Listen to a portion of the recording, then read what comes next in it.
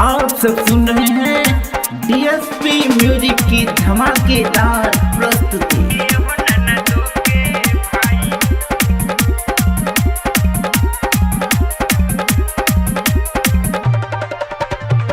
एहो नाना दो के भाई, एहो नाना दो के भाई, एहो नाना दो के, एहो नाना दो के भाई, माई के दर्शन द कराई। एहो नाना दो के भाई, माई के दर्शन द कराई। एहो नाना दो के भाई, एहो नाना दो के भाई, एहो नाना दो के भाई, एहो नाना दो के, एहो नाना दो के भाई, माई के दर्शन द कराई। एहो नाना दो के भाई, माई के दर्शन द कराई। एहो नाना दो के भाई।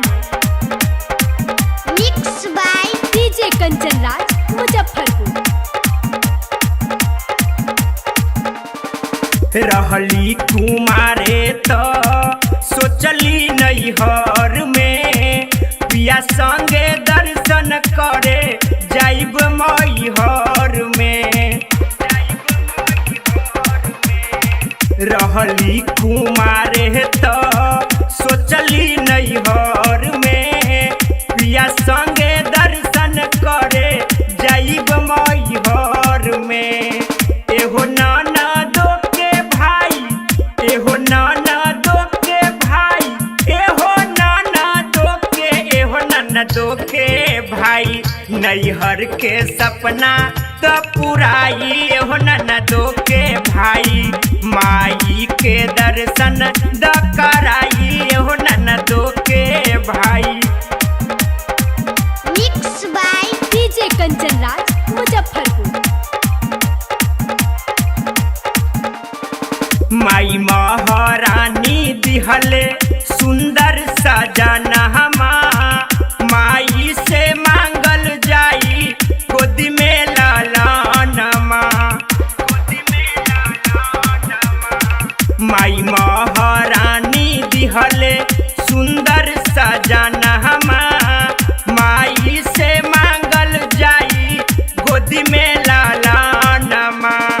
एहो नाना दो के भाई, एहो नाना दो के भाई, एहो नाना दो के, एहो नाना दो के भाई, हमरो अचरबा फूल खिल जाई। एहो नाना दो के भाई, माई के दर्शन द कराई। एहो नाना दो के भाई।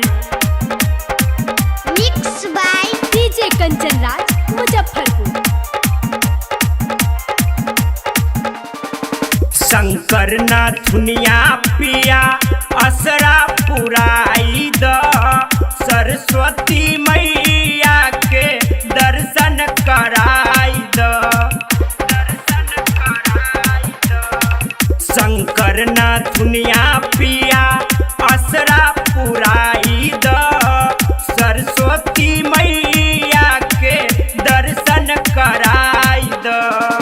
एहो नाना दो के भाई, एहो नाना दो के भाई, एहो नाना दो के, एहो नाना दो के भाई, मणि शंकर श्याम संग में जाई। एहो नाना दो के भाई, मणि शंकर लक्ष्मी संग में जाई। एहो नाना दो के भाई, एहो नाना दो के भाई, एहो नाना दो के भाई, एहो नाना दो के, एहो नाना दो के भाई, माई के दर्शन द कराई। एहो नाना दो के भाई, माई के दर्शन